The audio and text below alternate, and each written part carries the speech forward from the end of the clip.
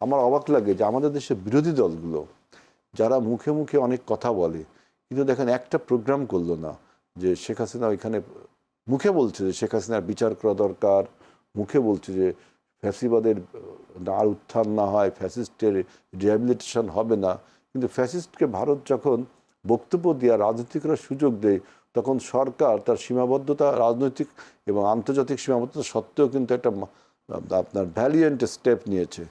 অথচ বিরোধী দলগুলো আমি দেখলাম যে প্রায় নিশ্চুপ হয়ে যাচ্ছে। এইটা কিন্তু আমাদের গণ অভ্যুত্থানের প্রতি অবিচার করা হচ্ছে। কয়েকদিন ধরে দেখছি ভারতের সাথে বাংলাদেশের কূটনৈতিক সম্পর্ক একটা চলছে, কথাবার্তা চলছে, আলোচনা চলছে। সার্জিও গোরা আসার পর থেকে আমরা দেখছি গতকালকে দীনেশ ত্রিবেদীর সাথে বৈঠক, এবং সেই সাথে আমরা দেখলাম যদি বলি রয়ের প্রধান তিনি এসছেন বাংলাদেশে, যদিও এটি স্বাভাবিক একটি সফর বলছেন প্রধানমন্ত্রী তথ্য উপদেষ্টা। আপনার কি মনে হয় যে 5 আগস্ট যে শেখ হাসিনা সংবাদ সম্মেলন করেছেন ভারতে, তার কারণে বাংলাদেশের সাথে ভারতের নতুন করে টানাপোড়েন সম্পর্ক সৃষ্টি হলো কিনা, এবং যদি সে পররাষ্ট্রমন্ত্রী ডক্টর খলিল রহমান তিনি বলেছেন বাংলাদেশের বিচার বিভাগের প্রতি বৃদ্ধাঙ্গুলি দেখিয়েছেন শেখ হাসিনা, অর্থাৎ 5 আগস্টে সে বক্তব্য দিয়েছেন সেটা দিয়ে, আর সেই কাজটি ভারত সরকার করতেও দিয়েছে। আপনার কাছে প্রশ্ন, আসলে এই 5 আগস্টের ভাষণ নিয়ে, তার বক্তব্য দিয়ে, সংবাদ সম্মেলন নিয়ে আসলে বাংলাদেশের ভারতের সাথে নতুন করে আবার কূটনৈতিক টানাপোড়েন সৃষ্টি হলো কিনা, এবং এই যে এখন আবার যে কূটনৈতিক বৈঠক চলছে এর মধ্য দিয়ে আপনি কি আশা দেখছেন? সিভিক রয়্যাল রিসর্ট, সবুজে ঘেরা আভিজাত্য। দেখুন, ভারত বাংলাদেশ সম্পর্ক কখনো যে মধুর ছিল এরকম কিন্তু আপনি দিব্যি দিয়ে বলতে পারবেন না।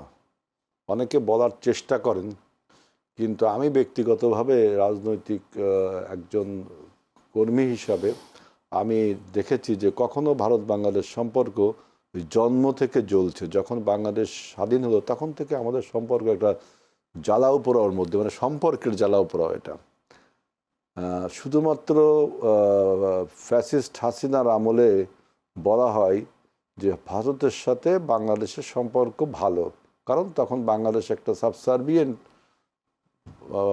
পলিসির ভিতরে, সাবসার্ভিয়েন্ট একটা ক্লায়েন্ট স্টেটের মতো ভারতের কাছে থাকতো।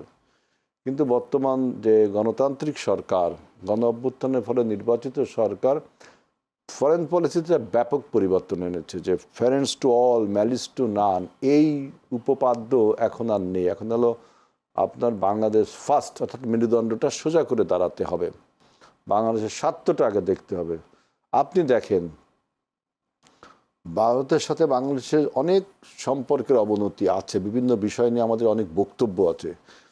লেটেস্ট যেটা হলো যে গণ অভ্যুত্থানের ফলে যে শক্তিটি ফ্যাসিস্ট শক্তি হিসেবে আখ্যায়িত হয়ে দেশ ছেড়ে পালালেন এবং ভারত তাকে পলিটিক্যাল অ্যাসিলাম দিল, এটা দেওয়ার রেওয়াজ পৃথিবীব্যাপী আছে, এটা আমি স্বীকার করি।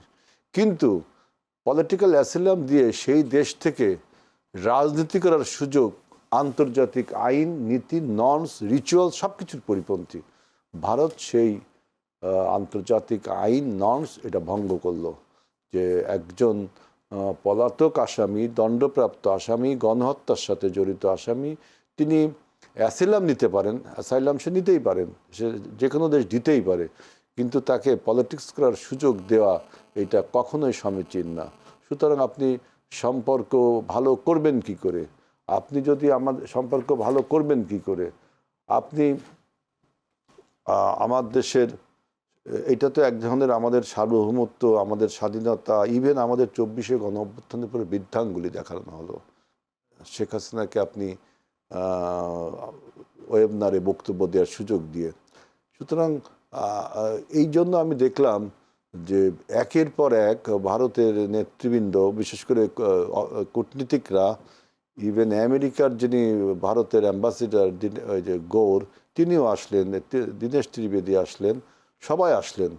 কিন্তু আপনি এসে আপনি কি শেখ হাসিনাকে, আমাদের যে এক্সট্রাডিশন ট্রিটি আছে ভারতের সাথে, সে অনুযায়ী আপনার তো অনুপ চেটিয়া নিয়েছেন এই দেশ থেকে, তাহলে কেন বাংলাদেশের দণ্ডপ্রাপ্ত একজন আসামিকে বাংলাদেশের কোর্টে আপনারা প্রেরণ করবেন না? কেন হাদি হত্যার আসামিদেরকে আপনারা আমাদের দেশে প্রেরণ করবেন না? তাহলে আপনি এটা কি প্রতিবেশী সুলভ আচরণ বা একটা স্বাধীন দেশের উপরে কি একটা সুন্দর আচরণ হলো?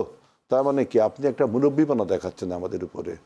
কিন্তু আমাদের এই যে দেখেন, আপনি ভারত বাংলাদেশের আমাদের প্রধানমন্ত্রীকে আপনি দাওয়াত করবেন, স্টেট টু স্টেট ভিজিট হবে, সেখানে আপনি ব্রিক্সের মেম্বার না পর্যন্ত বাংলাদেশ, সেখানে বিমস্টেকের চেয়ার করছে এই পর্যায়ে বাংলাদেশ, সেই হিসাবে আপনি প্রধানমন্ত্রীকে দাওয়াত দিচ্ছেন।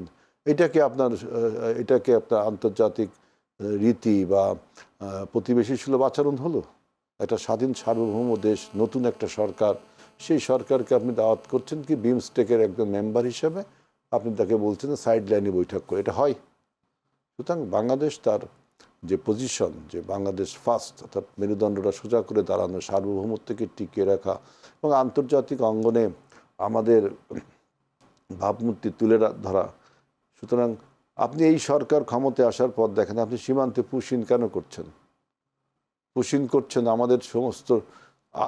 আমার কাছে এইখানে সবচেয়ে যে জিনিসটা অবাক লাগে যে দেখেন যে সরকার তার যেহেতু ক্ষমতায় আছে, সরকার তাকে রাষ্ট্রটা পরিচালনা করতে হয়, অনেক বাধা বিপত্তি তাকে তারপরেও এই শেখ হাসিনার এই ওয়েবনারের প্রোগ্রামটাকে তিনি আমরা একটা কঠিন বার্তা প্রেস নোটের মাধ্যমে দিয়েছি। কিন্তু আমার অবাক লাগে যে আমাদের দেশের বিরোধী দলগুলো যারা মুখে মুখে অনেক কথা বলে, কিন্তু দেখেন একটা প্রোগ্রাম করলো না যে শেখ হাসিনা ওইখানে মুখে বলছে যে শেখ হাসিনার বিচার করা দরকার, মুখে বলছে যে ফ্যাসিবাদের আর উত্থান না হয়, ফ্যাসিস্টের রিহ্যাবিলিটেশন হবে না, কিন্তু ফ্যাসিস্টকে ভারত যখন বক্তব্য দেওয়া রাজনীতি করার সুযোগ দেয়, তখন সরকার তার সীমাবদ্ধতা, রাজনৈতিক এবং আন্তর্জাতিক সীমাবদ্ধতা সত্ত্বেও কিন্তু একটা আপনার ভ্যালিয়েন্ট স্টেপ নিয়েছে। অথচ বিরোধী দলগুলো আমি দেখলাম যে প্রায় নিশ্চুপ হয়ে যাচ্ছে। এইটা কিন্তু আমাদের গণ অভ্যুত্থানের প্রতি অবিচার করা হচ্ছে। সিভিক রয়্যাল রিসর্ট, কিনুন আভিজাত্য, নিশ্চিত করুন ভবিষ্যৎ।